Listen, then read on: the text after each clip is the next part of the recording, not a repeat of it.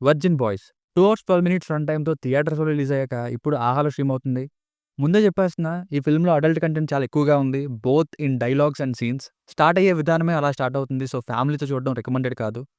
ఇక సినిమా చూసాక నాకైతే స్టార్టింగ్ ఇంట్రడక్షన్స్ నుండి ఫస్ట్ సాంగ్ వరకు ఓకేగా అనిపించింది. బాయ్‌హుడ్ నుండి మ్యాన్‌హుడ్‌కి రావడం అంటే వర్జినిటీ కోల్పోవడం కాకుండా రైట్ లవ్‌ని పొందడం అనే పాయింట్‌తో క్లైమాక్స్ అండ్ ప్రీ క్లైమాక్స్‌లో ఇచ్చిన లాస్ట్ 15 మినిట్స్ కంక్లూజన్ ఇది మాత్రం కన్విన్సింగ్‌గా అనిపించింది. ఈ 2 పోర్షన్స్ నాకు నచ్చాయి మూవీలో. మిగతా సినిమా మాత్రం నాకు అంతేం అనిపించలేదండి. మేబీ అడల్ట్ వేలో వెళ్ళే మూవీస్‌ని ఇష్టపడే వారికి నచ్చొచ్చేమో.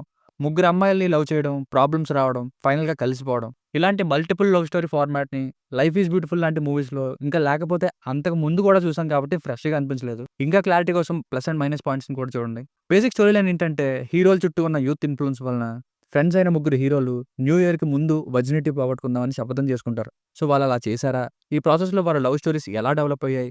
చివరికి ఏమైంది అన్నది స్టోరీ. Plus points. ఫిల్మ్‌లో చూపించిన కొన్ని అడల్ట్ మొమెంట్స్ ప్రెజెంట్ డే యూత్‌లో జరిగే కొన్ని సిట్యుయేషన్స్‌ని రిఫ్లెక్ట్ చేశాయనిపించింది. ఇదొక్కటి బా నచ్చింది నాకు. క్లైమాక్స్‌లో ఇచ్చిన కంక్లూజన్ కన్విన్సింగ్‌గా ఉంది. మిగతా సినిమా ఎలా ఉన్నా గాని. పెర్ఫార్మన్సెస్ బావున్నాయి. ఎస్పెషల్లీ అబ్బాయిల performances. Third hero comedy timing కొన్ని సీన్స్‌లో వర్కౌట్ అయింది. హీరోయిన్స్‌లో మిత్రా శర్మ గారి పెర్ఫార్మన్స్ ఓకే. మిగతా ఇద్దరు గ్లామర్‌కే పరిమితం ఉన్నంతలో చేసుకెళ్ళిపోయారు. సాంగ్స్‌లో రాహుల్ సిప్లిగంజ్ గారు పాడిన ఫస్ట్ సాంగు, సెకండ్ హాఫ్‌లో స్టేజ్ పెర్ఫార్మన్స్ సాంగు, లాస్ట్‌లో ఎమోషనల్ టచ్ ఉన్న సాంగు ఈ 3 బావున్నాయి. సినిమాటోగ్రఫీ అయితే ఇండోర్‌లో షూట్ చేసింది మాత్రం కొంచెం ఆడ్‌గా అనిపించింది. మిగతాది ఔట్‌డోర్ అండ్ కాలేజ్ పోర్షన్స్ బానే ఉంది. Minus points. First half adult టోన్‌తో స్టార్ట్ అయ్యి ఫస్ట్ సాంగ్ వరకు ఓకే. తర్వాత ముగ్గురు హీరోలు అమ్మాయిల వెనక పడడం సీక్వెన్స్ నుండి మిక్స్డ్ ఫీలింగ్ ఇచ్చింది. ఇంటర్వల్‌కి రేవ్ పార్టీ కైండ్ ఆఫ్ సీన్‌తో ఎండ్ అయ్యి ఫస్ట్ హాఫ్ యావరేజ్‌గా అనిపించింది. సెకండ్ హాఫ్‌లో మళ్ళీ రిపీటెడ్ పాయింట్స్, కొన్ని ఫోర్స్డ్ అడల్ట్ సీన్స్, కొన్ని మందికి కామెడీలాగా అనిపించొచ్చు. కానీ నాకు ఓవర్‌లోడెడ్‌గా అనిపించింది.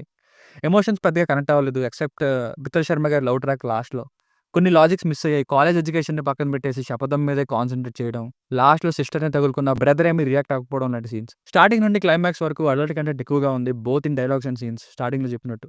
నా ఒపీనియన్‌లో కొన్ని మొమెంట్స్ యాక్చువల్ యూత్‌లో జరిగే సిట్యుయేషన్స్‌ని రిఫ్లెక్ట్ చేస్తాయి. క్లైమాక్స్‌లో గర్ల్స్ ఫ్రీడమ్ ఆఫ్ చాయిస్ మరియు ప్రీ మ్యారిటల్ ఫిజికల్ రిలేషన్‌షిప్ గురించి ఒక పాయింట్ చెప్పారు. ఈ పాయింట్‌ని కొన్ని మందికి పాజిటివ్‌గా, కొన్ని మందికి నెగెటివ్‌గా అనిపించొచ్చు. ఓవరాల్‌గా అడల్ట్ కంటెంట్ ప్రొపోర్షన్ కొంచెం ఎక్కువే అనిపించింది. కొన్ని సీన్స్ రిపిటేషన్ లాగా ఉన్నాయని ఫీల్ వచ్చింది. ఎండ్‌లో ఇచ్చిన మెసేజ్ మాత్రం కన్విన్సింగ్‌గా ఉంది. కానీ పాతలో ట్రావెల్ అయ్యే విధానం అందరికి కనెక్ట్ అవ్వకపోవచ్చు. సో, ఫైనల్‌గా మూవీకి వర్డిక్ట్ ఏంటంటే అడల్ట్ కంటెంట్ బేస్డ్ లవ్ స్టోరీస్‌ని ఇష్టపడే యూత్ ఆడియన్స్‌కి ట్రై చేయొచ్చు. కొత్తదనం కావాలనుకునే లవ్ స్టోరీ ఆడియన్స్‌కి ఇంకా బెటర్ ఆప్షన్స్ ఉన్నాయిగా అనిపించొచ్చు. Strictly for the chosen youth. దీనికి రేటింగ్ వచ్చేసి నా ఒపీనియన్ 2.5/5. మీకేమైనా వర్క్ నచ్చినట్లయితే మరిన్ని రివ్యూస్ కోసం మన ఛానెల్‌ని సబ్స్క్రైబ్ చేసుకోండి. Thank you.